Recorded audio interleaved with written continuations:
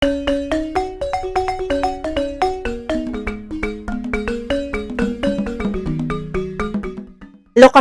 ng Pilipinas at Timog Silangang Asya.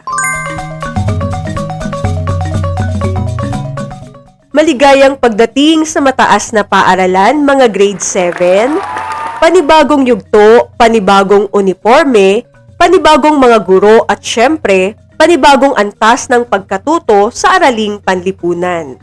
Naway naging masaya, ligtas at puno ng bagong karanasan ang inyong bakasyon. Ngunit habang tayo ay nagbabakasyon, hindi naman nagpahinga ang kasaysayan. Nananatili itong buhay sa mga kwento ng mga bayani, pinuno at karaniwang mamamayang nag-ambag sa paghubog ng ating bansa. Kaya bago tayo tumingin sa mas malawak na daigdig, balikan muna natin ng mga Pilipinong tumindig, lumaban, namuno at nag-iwan ng markang hindi dapat mabura sa ating alaala. Balikan natin sila sa aral ng nakaraan, ating balikan.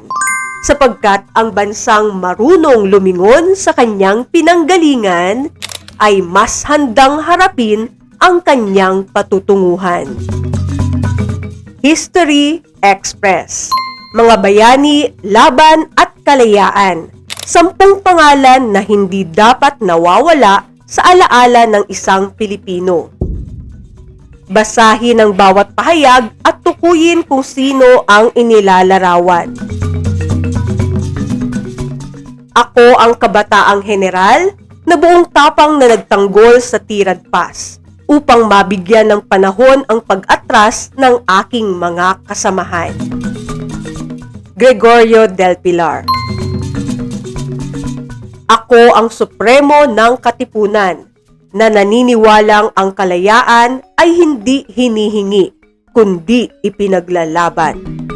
Andres Bonifacio.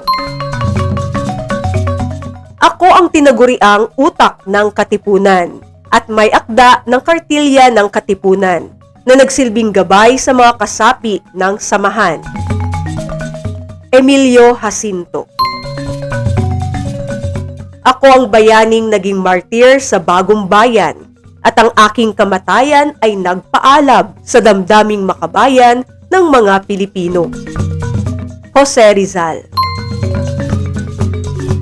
Ako ang Pangulong kilala bilang ama ng ikalawang republika at namuno sa bansa noong panahon ng pananakop ng mga Hapones. Jose P. Laurel. Ako ang unang Pangulo ng Republika ng Pilipinas at nanguna sa pagdedeklara ng kalayaan noong 12 ng Hunyo 1898. Emilio Aguinaldo. Ako ang Pangulong nanguna sa pamahalaang Commonwealth at nagsulong ng pagkakaroon ng pambansang wika. Manuel L. Quezon.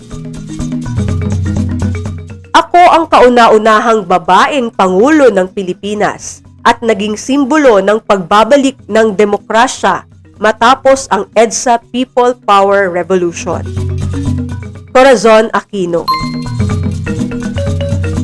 Ako ang lakambini ng katipunan na naging aktibong kasapi ng kilusan at nag-ingat ng mahalagang dokumento ng samahan. Gregoria de Jesus.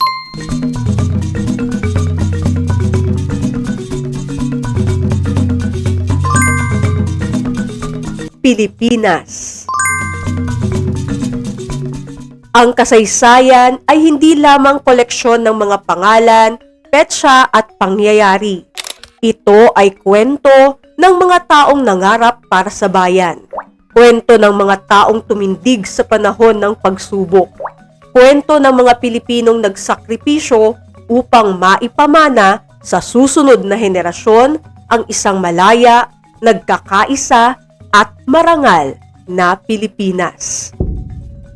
Dahil sa kanilang mga ambag, patuloy na nabubuhay ang diwang makabayan sa bawat Pilipino hanggang sa kasalukuyan.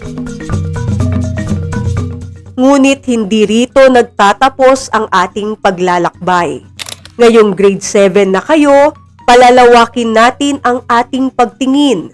Mula sa pagkilala sa sariling kasaysayan, sisimulan nating unawain ang Pilipinas, hindi lamang bilang isang bansa, kundi bilang bahagi ng isang mas malawak na rehiyon.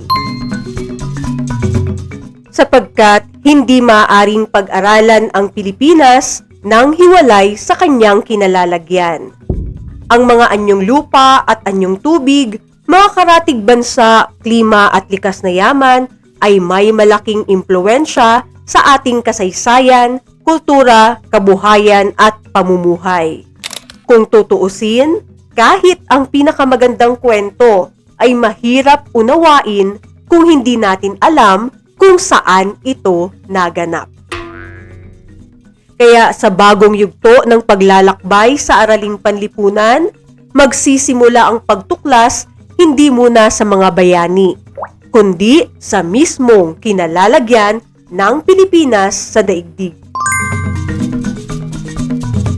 Layunin ng aralin ngayon na matukoy ang lokasyon ng Pilipinas at ng Timog Silangang Asya at maunawaan kung paano ito naging mahalagang salik sa paghubog ng ating kasaysayan, kultura at pagkakakilanlan bilang isang bansa. Dahil ang bawat dakilang kwento ay may pinagmulan at ang bawat bansa ay may lugar na nagsisilbing simula ng kanyang kasaysayan. GPS ng kaalaman. Bago hanapin ang Pilipinas, hanapin muna ang mga clue. May mga espesyal na linya sa globo na nagsisilbing gabay upang matukoy ang eksaktong lokasyon ng mga lugar sa mundo. Basahin ang bawat paglalarawan at tukuyin ang tinutukoy na konsepto. Ito ang imahinaryong guhit na naghahati sa daigdig, sa hilaga at timog hating daigdig. Ecuador. Ito ang imahinaryong guhit na pahalang na sumusukat ng layo ng isang lugar mula sa Ecuador. Latitude. Ito ang imahinaryong guhit na patayo na sumusukat ng layo ng isang lugar mula sa prime meridian. Longitude. Ito ang pangunahing guhit ng longitude na may sukat na 0 degree. Prime meridian. Ito ang linyang ginagamit bilang batayan ng pagbabago ng petsa sa mundo. International Date Line. Kung ang kasaysayan ay may mga bayani, may mga gabay ding ginagamit upang matukoy kung saan naganap ang kanilang mga kwento. At isa sa pinakamahalagang gabay na ito ay ang ganap na lokasyon o absolute location, na gumagamit ng mga guhit ng latitude at longitude upang matukoy ang eksaktong kinalalagyan ng isang lugar sa daigdig. Halimbawa, ang Pilipinas ay matatagpuan sa humigit kumulang 4 degree 23 minutes hanggang 21 degree 10 minutes hilagang latitude at 116 degree hanggang 127 degree silangang longitude.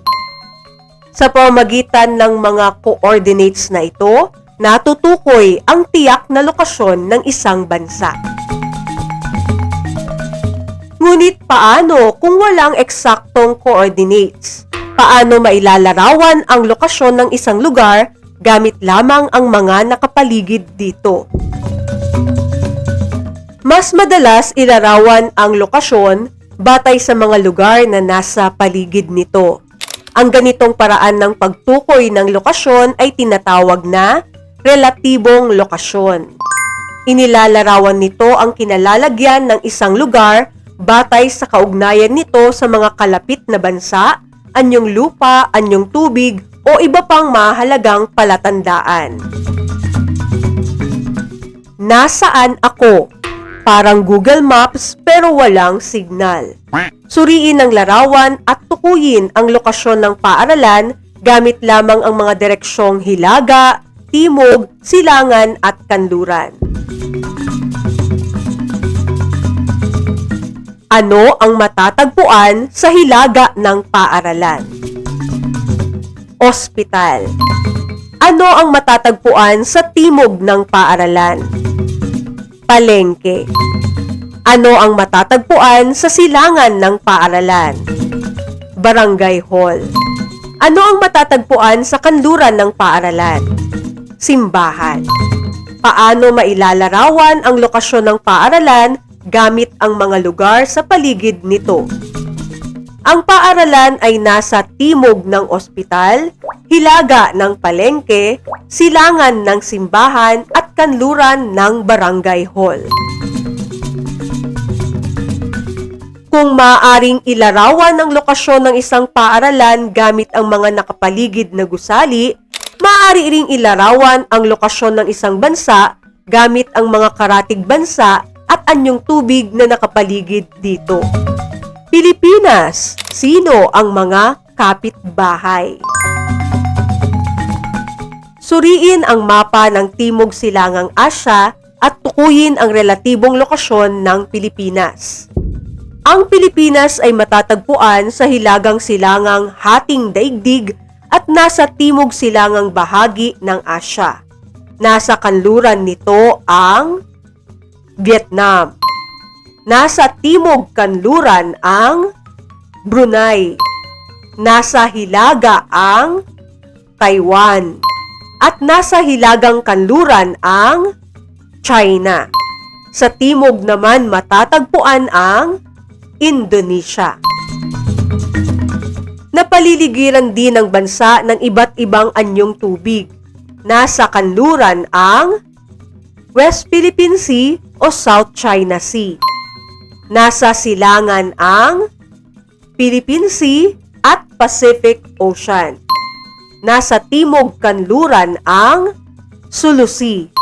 At nasa katimugan ang Celebes Sea. Bahagi ang Pilipinas ng rehiyong Timog Silangang Asya.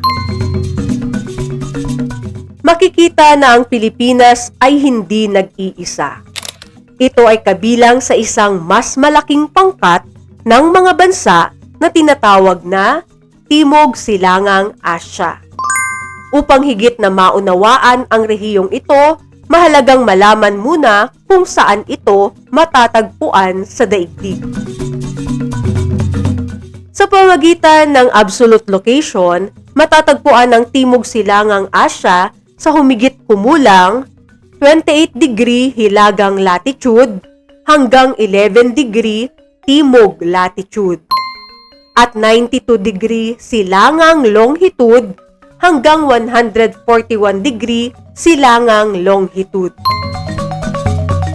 Matatagpuan din ang malaking bahagi ng Timog Silangang Asya sa loob ng sonang tropikal sa pagitan ng Tropic of Cancer at Tropic of Capricorn. Sa pamamagitan naman ng relative location, matatagpuan ang Timog Silangang Asya sa timog ng China, sa silangan ng Timog Asya at Bay of Bengal, sa kanluran ng Pacific Ocean at Oceania, sa hilagang kanluran ng Australia. Dahil sa lokasyon nito, naging tagpuan ang Timog Silangang Asya ng mga mangangalakal, manlalakbay at iba't ibang kabihasnan mula sa silangan at kanluran.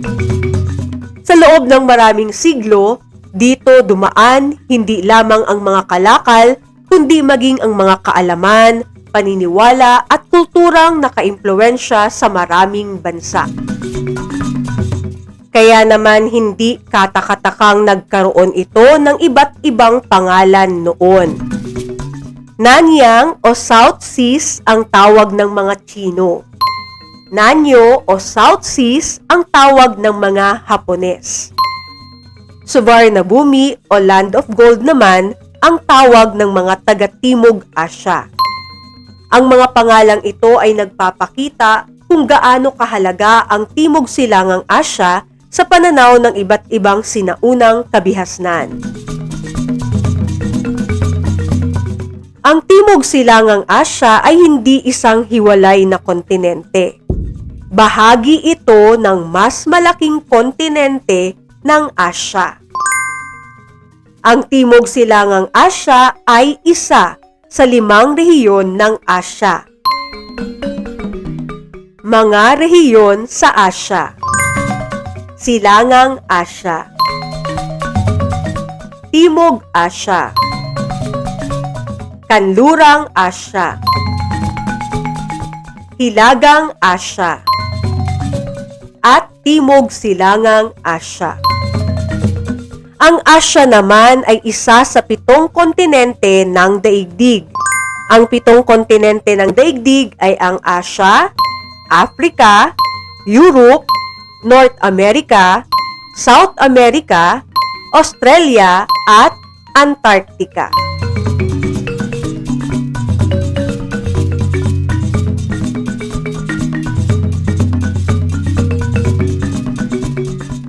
GPS ng Pilipinas, iba't ibang paraan, iisang destinasyon. Bawat pangkat ay bubunot ng paraan ng presentasyon. Iisa lamang ang paksang tatalakayin.